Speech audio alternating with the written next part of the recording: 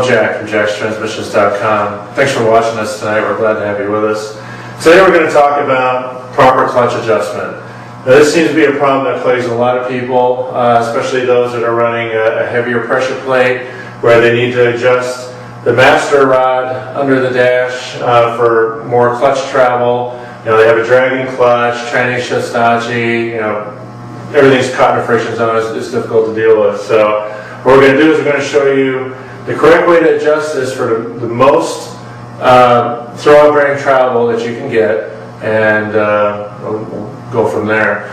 So the first thing that we need to look at here is I have a clutch pedal assembly out of a 2G all-wheel drive DSM here, and if we're looking at this, right here would be the firewall. Over here is the outside of the car in the engine compartment, and over towards me here is the inside of the car. Now, what this consists of is you have the master cylinder here, master cylinder reservoir here, and on the inside of the car you have the master cylinder adjustment rod in here, along with the clutch pedal assembly. On the outside of the car you have the line running through the engine compartment into the slave cylinder, which moves the throw-out bearing release fork.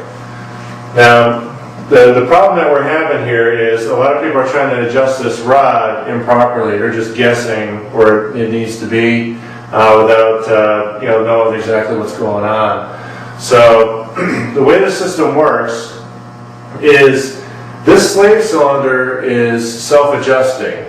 As things wear over time, what happens is this, as the disc wears, we wear down the flywheel, pressure plate, things will slowly start to move in this direction.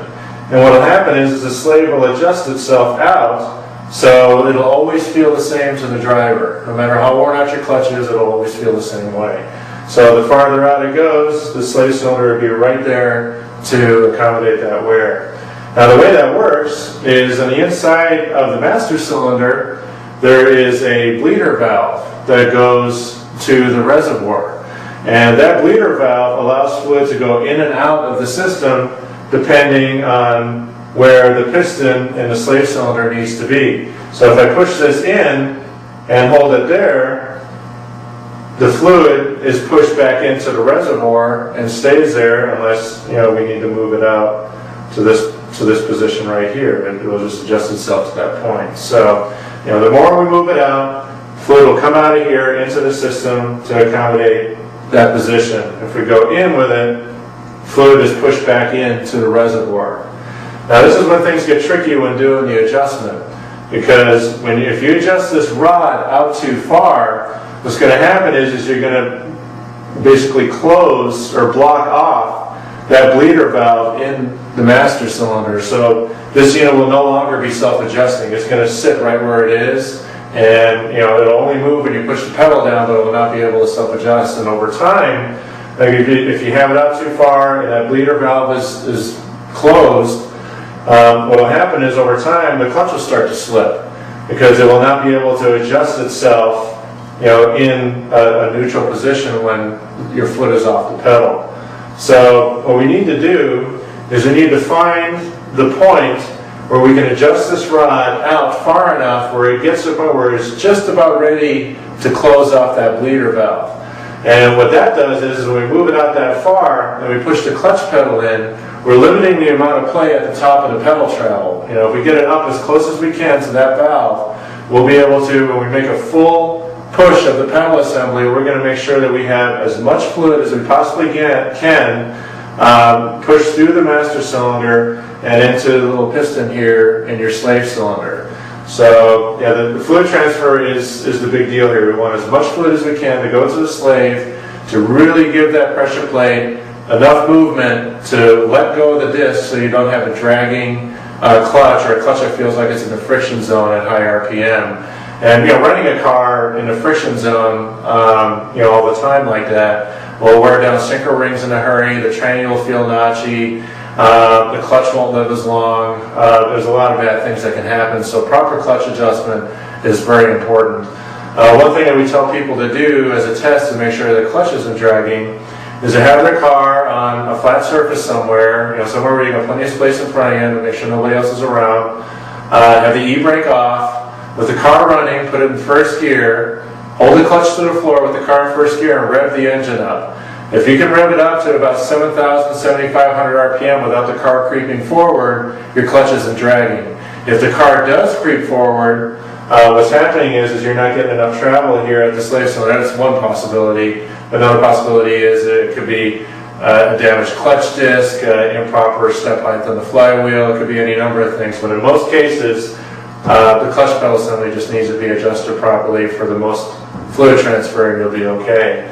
Now, the first thing we do to really get the most throw out of this that we can on a heavier pressure plate is, unfortunately, it's not on this unit, but when you look under the dash in your car, you're going to have a stop here. When the pedal comes all the way up, there's going to be a switch and a stop at the top of the clutch pedal assembly. And what you want to do is, there's a little locking nut on it. You want to loosen the locking nut and back that out to the point where the stop is up to its farthest point, but the switch is still activated. That way we have the pedal up a little bit farther so we can get more movement out of the pedal so it can push more fluid through the system. So after you have that backed out, what you want to do is loosen this locking nut on the adjustment rod for the master cylinder. This is all done under the dash. Move the locking nut. And what we're going to do is you're going to have one person under the car. Just imagine this tranny is installed, in the car, on the engine. We have the engine here, and we're looking at the slave cylinder and throw-out bearing release port from underneath the car. Now you have one person under the car, push the slave cylinder in. If you can push it in with your thumb, we know that that bleeder valve is working. It's pushing fluid into the reservoir, so we're okay at this point, but we just want to get more travel out of the unit. So what we're going to do is we're going to turn this rod, this adjustment rod, clockwise a full turn at a time until we get to the point where they can no longer push the slave in. In other words, we're going to turn this in until the point it blocks off that bleeder valve. So we'll go ahead and turn it a full turn, have the person under the car push it. They can still push it, okay. We'll go another turn clockwise. Go to push it again, we're still okay. Go another turn clockwise. Push it again. Nope. Now it's not going all the way in. So what's happened is we've gone far enough in with this rod that this piston has moved out far enough where it's blocked off the bleeder valve in this reservoir. So now it's no longer self-adjusting. So we went too far. So what we want to do now is go back counterclockwise a half a turn. So we'll go half a turn. Everybody under the car, push the slave cylinder. Still can't push it. We'll go another half turn. Okay, now it compresses. So what we've done is we found a point where we've blocked off the bleeder valve. We've backed it up just enough where we have enough room so the valve can be open and do its self-adjusting thing. But we have the rod out far enough where we're going to have the most travel possible out of the system. What we'll do is we'll go ahead and tighten the locking nut down, pump the pedal a few times, and get back under the car and make sure you can depress and move the slave cylinder with your thumb again. You can push it with your thumb. You've just adjusted the system for the most travel that you can possibly get.